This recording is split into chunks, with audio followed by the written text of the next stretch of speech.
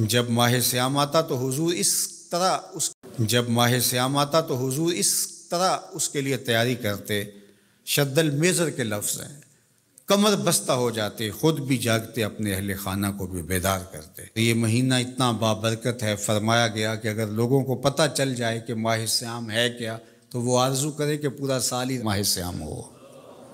ایک نفل کا ثواب ایک فرض کے برابر کر دیا جاتا ہے، اور ایک فرض کا ثواب 70 فرائض کے برابر کر دیا جاتا ہے۔ یہ ہے وہ مبارک مہینہ۔ فرمایا من صام رمضان ایمانا و احتسابا غفر لہ ما تقدم من ذنبہ، جس نے رمضان المبارک کے روزے محاسبہ نفس اور ایمان کے ساتھ رکھے، اللہ اس کے پچھلے سارے گناہ معاف کر دیتا ہے۔ خوش نصیب ہیں وہ لوگ جو اس مہینے کو ذکر و فکر میں گزارتے ہیں۔ صلاۃ التراویح کی شکل میں قرآن مجید کی سماعت کا اہتمام ہوتا ہے جگہ جگہ۔ پہلے دن سے لے کر آخر دن تک ضرور شریک ہوں اور پورے انہماک کے ساتھ قرآن مجید کی تلاوت کو سنیں۔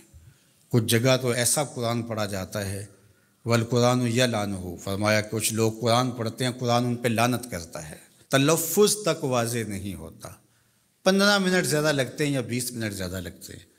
ایسی جگہ پہ جائیں جہاں قرآن مجید صحت لفظی کے ساتھ پڑھا جا رہا ہو، ترتیل کے ساتھ پڑھا جا رہا ہو، اچھے انداز کے ساتھ پڑھا جا رہا ہو، اس کے معنی و مطالب پہ غور کریں، اور پوری یکسوئی کے ساتھ تکبیر اولیٰ سے لے کر کے آخری وقت تک 8 تراویحوں میں بھاگ نہ جائیں، باقی بھی قرآن مجید ہی پڑھا جا رہا ہے۔ یہ اللہ نے موقع دیا ہے، یہ اللہ نے لمحے عطا کیے۔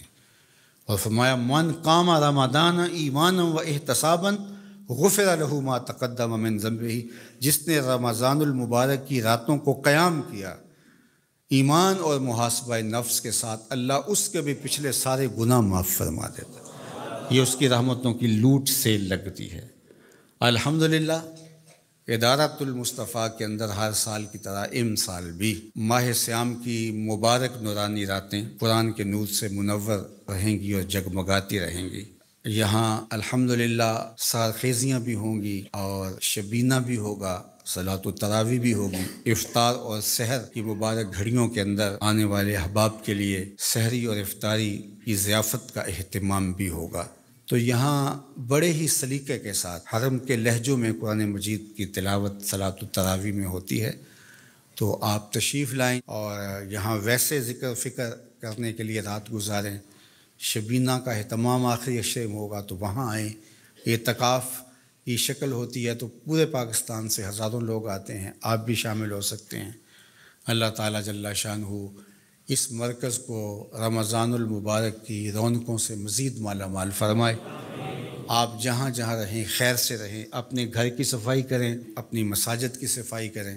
جنت میں نہ کوئی گرد پڑتی ہے اور نہ وہاں کا رنگ روغن میلا ہوتا ہے اور نہ وہاں کوئی فرسودگی آتی ہے، لیکن اس کے باوجود 11 مہینے تک جنت کی صفائی ستھرائی اور زیب و زینت کی جاتی ہے ماہ سیام کی خوش آمدیدی کے لیے۔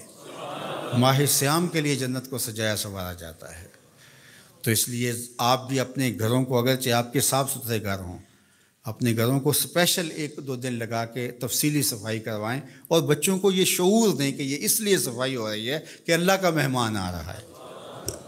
یار کوئی عام سا مہمان ددیال سے ننیال سے آ رہا ہو تو ہم اس کے لیے اہتمام کرتے ہیں، یار ذرا ترتیب اچھی کر لو، کوئی مہمان آ رہے ہیں، عزت والے مہمان آ رہے ہیں۔ تو رمضان اللہ کا مہمان ہے، تو اس کے لیے اہتمام کیجئے، گھروں کو آراستہ کیجئے، خوشبوئیں سلگائیے، اپنی مساجد کا آراستہ کیجئے۔ ہم ہر سال رمضان سے قبل اپنے مرکز کی صفائی کرتے ہیں اللہ کے فضل سے، اگرچہ ہم اس کے ماحول کو بہت اچھا رکھا ہوا ہے، اس کی